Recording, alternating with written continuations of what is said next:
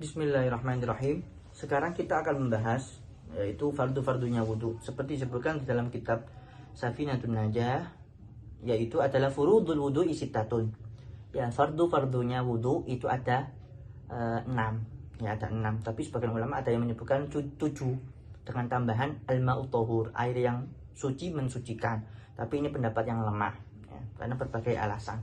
Baik, kita akan bahas fardu-fardunya wudhu yang ada 6 ini. Fardu yang pertama yaitu adalah an-niyah. Ya, fardu wudhu yang pertama adalah niat. Nah, niat ini bagaimana? Artinya apa? Seseorang ketika wudhu ya itu harus dibarengi dengan niat. Ya, tentunya niat fardu. Apa niat wudhunya itu? Melakukan ibadah wudhu itu niat. Dan kapan waktunya? Nanti akan kita bahas di sini.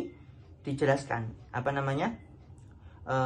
hukum-hukum yang disebutkan di dalam pembahasan niat, yaitu adalah hakikatuha, dari segi definisi niat. Apa definisinya niat? Definisinya niat itu adalah mutlaqul qasdi, maksud hati yang bermaksud secara mutlak. Tapi secara istilah itu adalah qasdu syai' muqtarinan bi fi'lih. Kita bermaksud terhadap sesuatu, ingin melakukan sesuatu, tapi maksudnya itu, tujuan hati kita itu muqtarinan bi fi'lih, itu bareng dengan melakukannya. Jadi misalkan kalau wudhu, ketika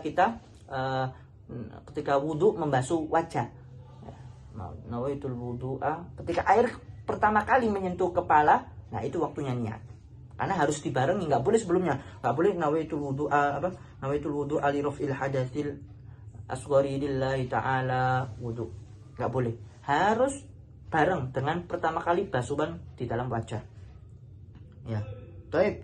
Wa hukmuha, dan hukum daripada niat itu al-wujub ghaliban. Kebanyakan hukum niat itu dalam amal ibadah yang lain, nggak cuma wudhu, itu hukumnya wajib. Nggak cuma di wudhu doang, tapi di mana-mana, di ibadah-ibadah yang lain juga.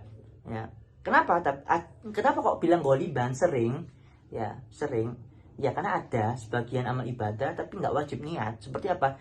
Niat memandikan mayit. Ya, memandikan mayit itu nggak wajib. Saya niat mau memandikan mayit, nilai ta'ala nggak wajib, sunnah.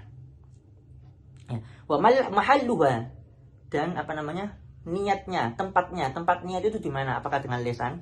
Tidak, ternyata al-qalbu, haluha al-qalbu, dan tempatnya itu adalah al-qalbu, hati.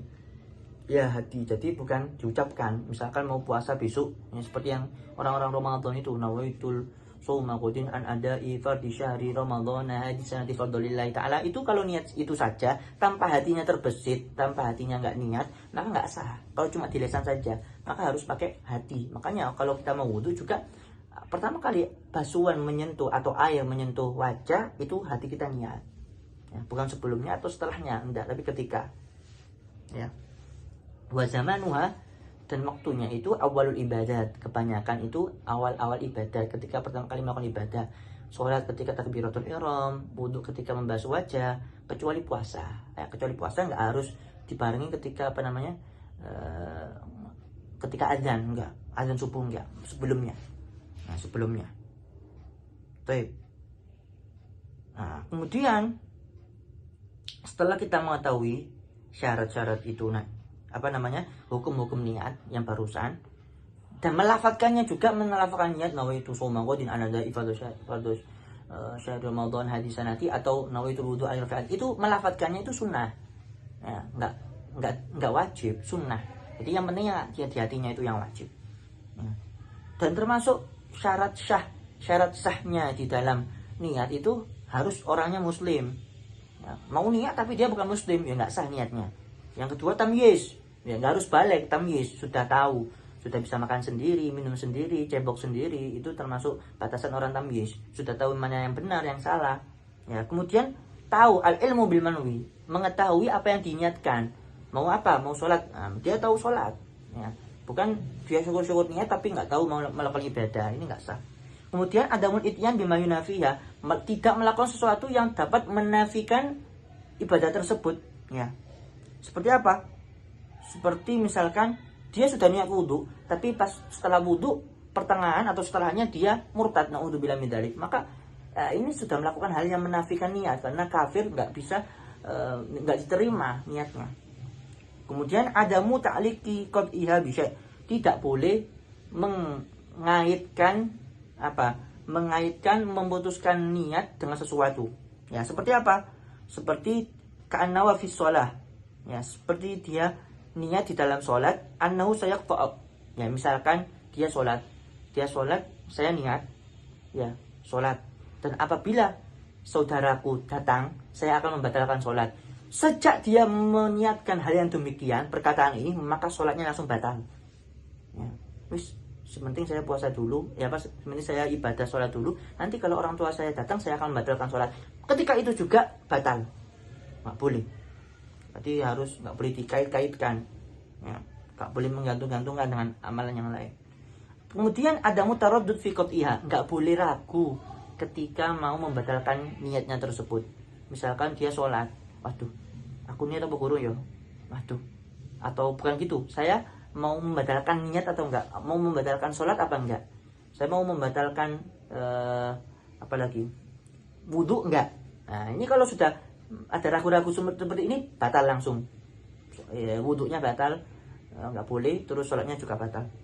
Kemudian tahaqququl muqtadi, harus memastikan dirinya itu bahwasanya dia bersih dari hadas. Ya, nggak boleh harus pasti, ya pasti dia bersih dari hadas. Nah, nggak boleh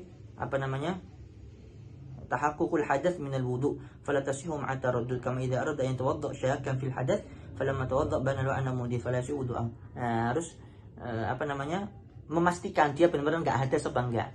Kalau seandainya misalkan dia wudu, ya ragu di dalam hadas, ragu, ya wis, saya ragu apakah punya hadas, ragu dalam hadas ini, tapi dia dilanjutkan masih wudu aja, ya masih wudu saja. Ternyata setelah wudu bana lahu annahu muhdits, maka ternyata dia memang benar-benar berhadas. Yang awalnya dia ragu, terus ternyata setelah wudu dia benar-benar hadas, maka batal wudunya.